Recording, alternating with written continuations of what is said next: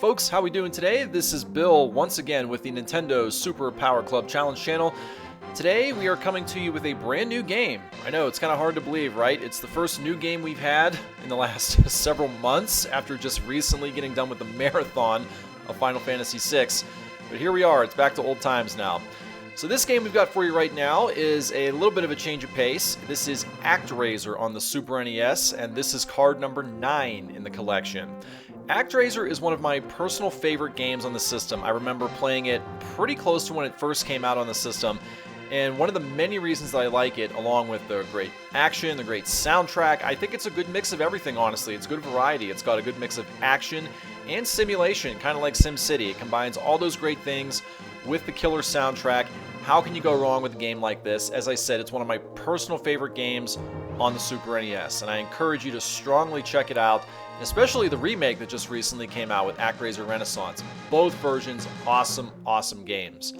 That's all I've really got to say about this, so let's move on to the challenge and see what we're doing today.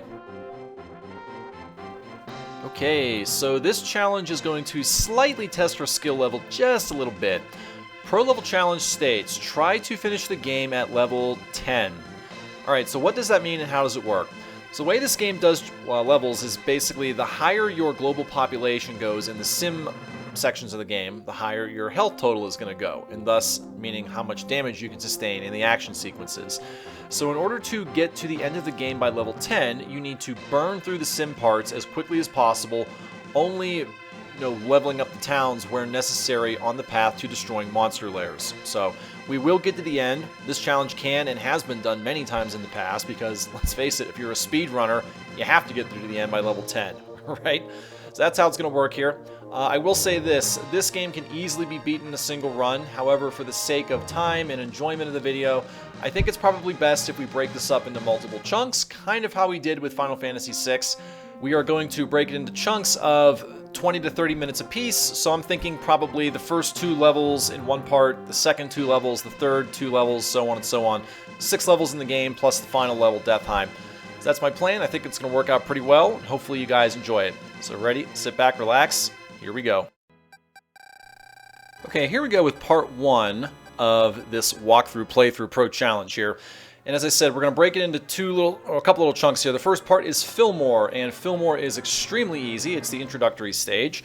So in case you've never played this game before, it's broken into action segments and simulation segments. The action segments have 2 parts, and the simulation has 1 part. You'll start out with a first action segment, and this is Fillmore Act 1. It is the easiest by far of all of the action stages. It kind of gives you a nice little introduction to the game. Buttons, swings, attacks, things like that. Pretty simple stuff. There is no reason why anybody should not be able to complete this level on any difficulty level because it's extremely easy. There's really nothing to worry about. When you get to this part, just hit the head 3 times, jump and slash, easy stuff. Climb on up, go on through. Really, you can just fly on through to the end here. Apples, fruit are very useful. They will refill your health if you get low. And there's always a chance you may take a hit here and there, even if you play the game a million times, so don't feel bad if it happens. Keep on moving on, moving on. You could take the tree, get up on the tree hands if you want, or you could honestly just walk right through the thorns. This is really not that big of a challenge here. So continue to walk down. Here's the first part of the boss. You have a little centaur, minotaur looking thing, knight. Easy way to do this, go all the way over to the left if you want, or you can hack and slash like I'm choosing to do. I will show you the alternate strategy. Just go all the way over to the left. Get a couple hits in when you can. Just duck over there. He cannot hit you. There is no way he can ever trample on you as long as you stay over to the left. When you see the lightning strike appear to come, obviously get out of the way. Don't be stupid and take the hit like that. It doesn't matter how much HP you have left at the end of the fight. As long as you have at least 1, that's all that matters. So, a couple more slashes and this first boss will be gone. Easy peasy, easy stuff, right? That takes care of Fillmore Part 1, and now we're going to be moving into the simulation part of the game here. So basically the way it works is you clear out the initial wave of monsters, and then it is your job to go down into the land and populate it with actual people here. And you'll see how that works. It's very, very simple. Fillmore Part 1, and what's going to happen is you're going to zap 2 people down in there, both a man and a woman, so they can populate the world, populate the land down here.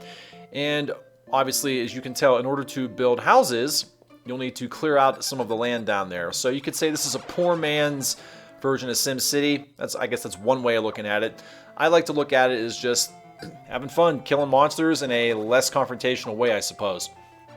So as I said, you're going to be using Divine Intervention to take out trees, build bridges, melt snow, all kinds of stuff with miracles and things of that nature with the weather. Now, upon the way, you're going to notice that there are monsters here, right? So the purpose that the monsters serve are to take away people who have come out to build houses and fields and farms and stuff like that. Now, in order to get to the final level and complete the game on the Pro Challenge, you need to have no higher than level 10, right? So as I said, the way this works, the way that you level up is to have high population. So one way you could do this is to ensure you have low population. Just let the monsters kill all of your people. I guess that's one sick, sadistic, twisted way of doing it. And honestly, that is a smart way to keep your levels down. Now, one thing I did there was I zapped that rock, and that's going to allow you to go in and take what are called offerings. So periodically throughout the course of the game, these people will offer things that they have found during construction of the town or as a result of things that you've done throughout the game, whether that be zapping rocks, zapping trees, saving people who have gone missing. So it's a kind of a neat little way of tying in how the people are thanking you for what you've done for them. And right now we've picked up one piece of magic called the Magical Fire, and that can be useful in action stages. You can't use that magic in the simulation part. Your magic here is the ability to use lightning, earthquakes, and things of that nature. And since we're kind of talking about Divine Intervention here, now you noticed how you can do lightning, as I said, all those great things, right? So as you do those things, it's going to clear out different paths. And basically what you're doing is you're defining the construction of the town. You're giving them direction where to go. In order to complete the simulation, you need to seal up all of the monster lairs. And as you can see, all of the monsters are coming through, and they're coming out of those dark blue spots in the ground. And the way that those insignias are formed tells you what kind of monsters are coming out of the lairs. So they could be bats, they could be blue demons like the one you see on the far left. And there are other types of demons you're going to see later in the game that we have yet to encounter. And you might be wondering, why in the world am I letting some of these monsters intentionally zap towns, or intentionally zap the houses, or take people away out of their houses? Well, as I said, you want to keep that population count relatively low so you can keep your levels relatively low in order to stay below level 10.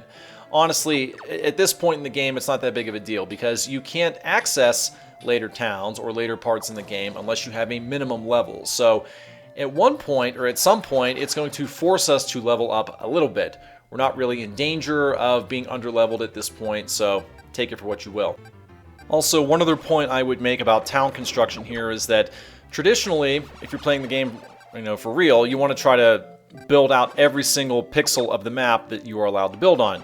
When you're trying to build a low-level game, you only want to construct areas that are absolutely necessary in order to seal up the monster's lairs. So only, clear out the trees that you need to, melt the snow, thin out the marshes. Only do what is absolutely necessary to complete the simulation here. All right, it's going to save you time, and it's also going to keep your population counts low to ensure that you keep your level at 10 or below. All right, so that's really all it comes to when it comes to the simulation part. So take out the monsters quickly, and only clear out the land necessary to get to the point where you can seal the monster lairs. Don't do anything more than that unless there are specific sections such as zapping of that one rock that I showed you that will give you the extra fire magic. And we'll point those out when we get to that point. Alright, here we leveled up. Our HP went up 1 pixel, and it tells us what the requirements are to get to the next level. So we are at level 2, certainly quite a bit under level 3, or level 10 rather. We are in no danger of getting there anytime soon, so for the time being, just seal up these last 2 monster lairs, and we can go on to complete the simulation and all of Fillmore, hopefully. Now you notice over there is a monster lair across the lake, or across the river rather, and if you try to construct over there, it's not going to let you. So, how exactly do you get over there? Well, as you're about to see, the townspeople are about to offer you a skill for bridge building, which can also be applied to other areas throughout this world. So they've gone ahead and done that just now, so we are now going to try to construct. Well, actually, just to show you this, you try to construct over there, it's not going to let you, right? That's because we have yet to get the offering of the bridge construction skill. So let's go ahead in there, get that skill. See, now we know it. We go across, and we can finally start sealing up the last layer, and we'll be good to go. Now you could start zapping out trees. Like I said, I would caution you probably not to do that for a couple reasons. Number one, it wastes time, but number two, sometimes the AI will attempt to construct areas, will attempt to construct buildings in areas that you've cleared out, even though you may not have, designated that as a construction space. So really, like I said, it's not necessary. It is not to your benefit to try to have houses constructed where you absolutely don't need them. So that takes care of that point. We're going to move all the way across to the left and seal up this last monster lair. And that should do it for the simulation of Fillmore. Now we can get out of here and we can go back to the top of our Sky Palace and go back down in and clear out the final section of enemies and the boss within this world here. I believe that's just about it. All right, back in the Sky Palace, we're now going to go down and fight. But before we do that, make sure that you select your magic, all right? It's very common rookie noob mistake to go down in there without the magic that you've earned. So anytime that you earn magic, please make sure that you go equip it. And we're going to go down in and we're going to clear out the final section of bosses here and enemies for Fillmore. And then we can move on to the second part in the second world. All right, this is Fillmore Act 2. We are now down underground. Not too difficult of a stage, honestly. Again, it really shouldn't be too difficult because it's the first world. All right, now you are going to see some enemies that will start to throw projectiles. They're starting to make it a little bit more difficult, but it's really not at this point, nor should it be. All right, so we're going to continue to move up. These enemies aren't too tough. Anytime you see the blue statues, those are usually good indications that you're going to have something of interest there. Sometimes you could have health, and especially later in the game when you are hurting for health because you haven't fully leveled up the way you'd like to, health power-ups and health pickups are going to be extremely useful and beneficial to you. So take the time necessary to get all of those blue statues to power yourself and heal yourself. Be very careful here. Don't do what I'm doing. I guess I'm being a little more cautious than I need to be here. Those statues take 2 or 3 hits. Keep on moving across. Nothing special to see here. All the way across. Some of these enemies will throw projectiles at a diagonal, as you're starting to see here, so that can be pretty tiresome and tedious to avoid, but just make sure that you think and use a little bit of strategy here. And we have a nice little peach, gives us a little bit of health back, in this case all of our health. And we're just moving across. Now you have this little dragon boss here. You will have to take it down. Some of these things are like little mini sub-bosses. You have no choice. You have to take them out. Some of the enemies can just be purely skipped over. So it's your choice and your call as to which enemies you have to kill, aside from the sub-bosses, which of course you do have to kill. Move quickly and fast to avoid those statues on the walls. It doesn't look like they do anything, but if you stay there long enough, you will notice that balls, I guess little red orbs, will come out of their mouths and try to come after you. So don't dilly-dally. Move quickly, expeditiously, up the tower. Keep on moving. Watch out for the spikes. This is very easy to cost yourself a life here. Even if you touch the spikes from the side, it will still cost you a life. So I can't stress that enough. While we're talking about lives, again, the name of this challenge here is to beat the game at level 10. It does not say that you have to beat it in 1 life, or especially without taking a hit. That would be brutal. So you can die as many times as you need to. But, try not to die more than a couple if you can help it. Watch out for the spikes above the ceiling here. Watch very carefully. They tend to blend in with the scoreboard at the top of the screen. And we are now at the boss. This boss is very, very simple. All you got to do is get in close. Don't even worry about the axe. Can you jump it? Yes, but honestly, it's tougher to jump than you might think. So just stay in close. Get a ton of hits. You've got plenty of HP. The axe only takes 1 bit of HP per swing. And this should be extremely easy for you. So that takes care of Fillmore, both Acts 1 and 2 and the simulation. So stage 1 of 6 is completely done and finished with this game. We are done with Fillmore. We're going to get out of here. Hopefully. There we go. All the way back up to our Sky Palace. And we are now good to move on to the next portion of this game here. So goodbye to Fillmore. And we're going to move our Sky Palace. In order to go to the next world, you do need to move the palace. We are now in the town of Bloodpool. And we're going to go down into the monster-infested area of Bloodpool and try to clear out some of the enemies so we can now populate it in a simulation stage.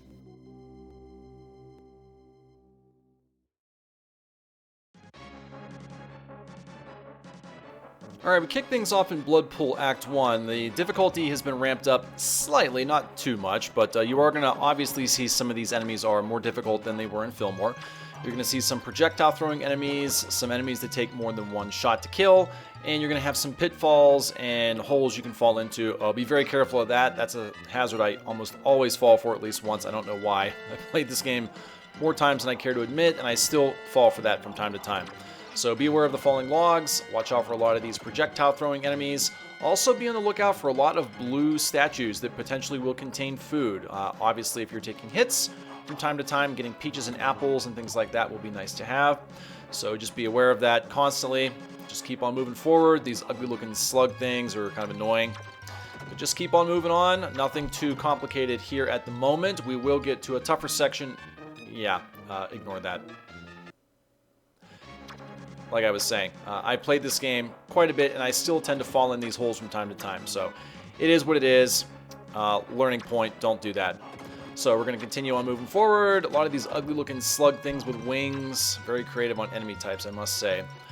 Moving on forward, and here we are, right at the boss. That was pretty fast, I must say. All right, so this first boss has an interesting pattern. So you're going to see it fires, fires, fires, goes up and down, and then it'll come across to the other side. So it goes up, goes down, it goes underneath, and it comes back up, and you can clearly see the pattern at this point, right? So wait till it gets here, try to swing at it 2 or 3 times, and then I recommend going across there. Don't go down like I've done right there. I'm just demonstrating what not to do, obviously. So wait for it to come across, swing 2 or 3 times. If you can, get that 3rd shot in there, go over, get 1 or 2 shots, and then wait for it to come back up and across before you swing again. Just avoid the fireballs here, get up there, get your couple hits. It's okay if you take a couple points of damage. Not a big deal. This is not a boss that anyone should be losing to, unless, of course, you're stupid and fall in the hole there. And that's not going to happen. Get your couple swings in, and it's just wash, rinse, and repeat. Easy stuff, I must say. Let them come down, and a couple more cycles. This ugly-looking Chimera boss should be out of the way after a few more hits. And I'm getting a little antsy right now. Don't do what I just did. I'm playing very dangerously. 2 more hits should do it. There's 1, there's 2. Oh, guess I miscalculated. There we go. Out of the way, finally. Yeah, how you like that little teabag action? Alright, Bloodpool Part 1 is out of the way. Over and done with. Let's move on to the simulation portion of this level. You're going to find that the simulation is not difficult per se, but it's going to make you think a little bit more than the Fillmore section did. And let's go ahead and dive in, and we'll see exactly what they've done. Ooh, right now you can already see a bit of a different hazard here. We're going to talk about that in just a minute. Alright, we're going to let these 2 people walk into the temple, I suppose. And I will tell you right out of the chute that basically every simulation level from this point onward, it works the same way as Fillmore. The only difference, of course, is going to be some of the hazards that you see. So right there we saw the lightning and the trees. That's nothing different. That's nothing new that we haven't seen before. Now, you're also going to notice the little gassy, watery areas near those river lakes there, streams, right? So those are marshes, and the only way to clear those out is with sunlight, and we're going to be using quite a bit of that. The other thing to keep in mind is that sometimes the various ways that you take care of those hazards, like with sun for instance, costs more SP or skill points, which are designated in the top right corner. Oh, by the way, how do you get skill points? You kill monsters. So maybe you figured that out by this point, maybe you haven't, but there you go, cat's out of the bag.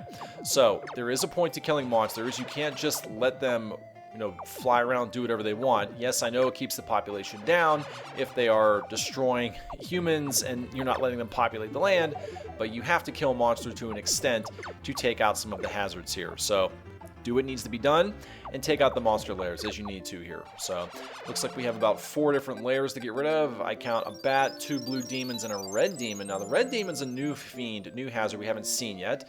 And we don't really see where this red demon lair is, but that will become apparent very, very soon. And there's an interesting way we're going to take out that red demon lair, so more on that later. So right now we are just trying to take out the layers as quick as we can. The bat ones aren't too hard, they go down in 1 shot. The blue demons, obviously 2 shots. And the red demons are a little bit more problematic. They take 4 shots to take down, and even worse than that, you will note that when you shoot one of them, they will fly northward briefly. So you have to kill them typically from the top or the bottom, just to make it simple on yourself. So that's another problem you're now facing here. So A little bit more strategy involved, but again, nothing we can't handle, and it's certainly not difficult in terms of difficult games or difficult strategies, anyway. So there we go, 4 different layers. Just keep doing what you do. It's really that simple at the moment. And as far as finding additional magic and additional spells that we can use in the action sequences, nothing at the moment that is really immediately awesome. The second spell that we will be acquiring relatively soon, by the way, there's level 3. Nice thing, that's going to increase our hit points just a little bit. And again, we're nowhere near level 10. We're going to have to get to level 4 eventually just to get to the next town, so that is a necessity. And that takes care of the first monster lair, Bat Lair. That was pretty simple. The Blue Demon Lair also will be very easy because we have the bridge building skill, and we can now go across the water. Blah, blah, blah, blah, blah, blah, blah. Yes, we know how to build bridges. You know how we know? Because we have a skill. How do we get it? We talk to the people in Fillmore. So, let's do this. Go to our menu, we're going to use an offering. We're going to use the offering of bridge building. Oh wait, we don't have it. Why? Because we forgot to obtain it from the people of Fillmore. So, we're going to have to go back down to Fillmore. We're going to have to go back to the temple, and we're going to have to acquire that skill. Oh, by the way, they know how to do fishing and boating and things like that, right? So let's take an offering. We're going to take bridge building. Oh, by the way, we found a scroll. Strength of Angels, Source of Magic. Now, that Source of Magic is huge. By the way, in case you never played this game and don't know anything about it with the way that works, you need magic sources in order to use the magic that you find in these levels here. So, as you probably noticed, I have the magical fire right now, right? You cannot use the magical fire unless you have a magic scroll. We have one at the moment. Try not to use those magic scrolls unless you are in dire straits, in danger of dying, or you are on a boss fight. You will find 99% of the time when I use magic, it is in a boss fight. And particularly when we get to the end of the game, that is the only reason you will need to use those magic scrolls. So, now you know what they're for, now you know why they're used. And we're moving on down. What are the unexpected right now, huh? Grow a crop of wheat. Okay, now wheat, as you're going to see, is a better crop than corn. And in a normal game, that's huge because you want to give that to people who don't know how to grow wheat because it allows them to grow better houses, more people, things like that. The only problem with that is that it will level you up quicker, and we don't want to get above level 10 under any circumstances here. So we are going to avoid doing that unless we absolutely have to level ourselves up. And I don't think at this point it's really necessary. So we'll hold off on that unless we absolutely have to. And I think this is going to take care of that next blue demon lair. Then we can move down. There's another blue demon lair down there, and then we got to find out where this red demon lair is. We still don't know yet. Alright, that takes care of blue demon lair number 2. And let's see if it gives us anything. Sometimes these demon lairs give us very nice resources. Sometimes they don't really give us anything. More often than not, you might get a bomb, you might get strengthened arrows. Sometimes you might get something even better. You might get an extra life. There are extra life tokens I found from time to time. We're just going to go ahead and melt and clear up and dry up some of these marshes. And really it's unnecessary because we're not going to be building over there right now. But we do need to find out where this red demon lair is. And you may have a good idea at this point. By the way, one more thing I will point out is that some of these lairs are hidden and obstructed by various hazards and geography on the world here. So keep that in mind, and knowing that, where do you think this red demon lair could possibly be? Oh, stop talking to me. What else? Teddy disappeared. Where's Teddy? I think I got a pretty good idea. All right, we're going to go ahead in here. There is the wheat skill, and there is the loaf of bread as well. Loaf of bread we're going to give to Teddy, and you might wonder what in the world is that going to do. By the way, there's Teddy right there, so we're going to pick the loaf of bread. Just pick the person right there. What did it give us? We're about to find out. Presented us with something. What was it? Let's go take a look. What is it? What is it? What is it? What is it? What is it? Come on. What is it? What is it? Magic Skull. That's going to allow us to kill and take out a lair that we cannot normally get to. So that is actually a very important thing to have. Now, where is this red demon lair? Well, funny you should ask. It's right behind these trees. We have to zap with lightning. Now, clearly you can see there's no way to build over there. So we're going to use the Magic Skull. Check this out right over here. Boom, gone. Now, there is something very interesting and unique about that lair. It was a red demon lair. That's the reason why Bloodpool is called what it is. Interesting, right? Alright, so that takes care of that hidden lair. And, oh, what else are they presenting to us? Let's see what they're going to give us here. Anything useful? Ooh, Magical Stardust. That is, in many people's opinion, in mine especially as well, the most powerful and useful magic spell in the game, and we are definitely going to make use of that throughout the remainder of the game when we get to the action sequences here. Although I think we will demonstrate the other ones, possibly, maybe, I don't know. Nah, maybe not. We'll go with the Magical Stardust. It's definitely the best. Alright, so we've got one blue demon lair left to go. It's right down there. Just build straight ahead. Not a whole lot else to worry about. Just keep on going. There's that final lair. Once it's gone, we're going to leave Bloodpool. Boom, just like that. And we are going to move back into the sky, and we're going to take all the way up to the top. We're going to take out the final boss here, and we're going to move on to the next section of this game. Before we do that, it might be useful to take a bomb. We have enough wheat. I think we're good here. Now, what's going on? Basically, these people are really sad and unhappy. We're going to try to help them out by killing the rest of the monsters. Make sure you change over to the Magical Stardust because, like I said, that's the best magic skill in the game, in my opinion. Alright, and we're good. We're going to go down into the temple here, and we're going to clear out the remaining boss and the remaining monsters. So here we go. Start Act 2 of Bloodpool. This is actually a very quick act. Not a whole lot to speak of here. Very straightforward. 1, 2, 3 blue enemies here. 4 blue enemies. It's going to introduce some gargoyles here. They take 3 shots to kill. There will be some elevators that you have to worry about, so that can be kind of tricky. Some of them are trap elevators, and we will point that one out when we get to it. Basically, my recommendation is not to jump onto an elevator unless you can clearly see it. In other words, don't take blind leaps of faith. And definitely don't jump on it if you see it is within a spike. As I said, if you hit a spike in any section, whether it's the top, bottom, or the sides, it is an instant death. So don't take any chances with that. Alright, now, as I said, spikes. This section goes from light to dark, dark to light. Do not take chances with this. Just wait until you know it's safe. Going down is not a bad play because there is a blue statue down there with the possibility of an apple. That's really all you need. So get the apple, go back all the way up to the top and right. That's a pretty easy section right there. If you're already at full health, you can just bypass that section and go clear over to the right. These are some red jelly blobs here. Take 1 shot to hit. Not too tough, just keep moving up and over to the right. Easy section. Those platforms will fall away. Don't stay on them for too long, more than half a second. And just keep moving down. You don't have to kill these gargoyles here. Don't waste your time. Keep moving to the right. There will be some tough Inspector Gadget-like arm demons there, so keep on moving. Don't stop to smell the roses, so to speak. Just keep on moving all the way across. This section can be tricky. Again, do not jump on the elevator unless you 100% know it is safe, or you will get killed by the spikes. Alright, up we go. Watch out for the red jelly blobs here on the walls. Take them out when it's safe. Get ready to jump off. Do not stay on this elevator longer than necessary, because if you do, you will die. I know you can't see it there, but trust me, you will. Alright, you got blue flying demons here and some gargoyles, so take them down quickly. Don't walk straight ahead. Just stop in place when you see the blue flying demons here and take them out. Let them drop down in front of you and then kill them. Alright, that's really all we gotta do here. Now we're gonna take on the boss. Oh, I thought we were about to take on the boss. This is actually a longer section than I thought it was. This is actually quite a bit longer than I thought. Okay, we have the disappearing, reappearing blocks. Not quite nearly as annoying as Mega Man games, because you can obviously see where they are and when they're going to reappear based on the patterns and the timing here.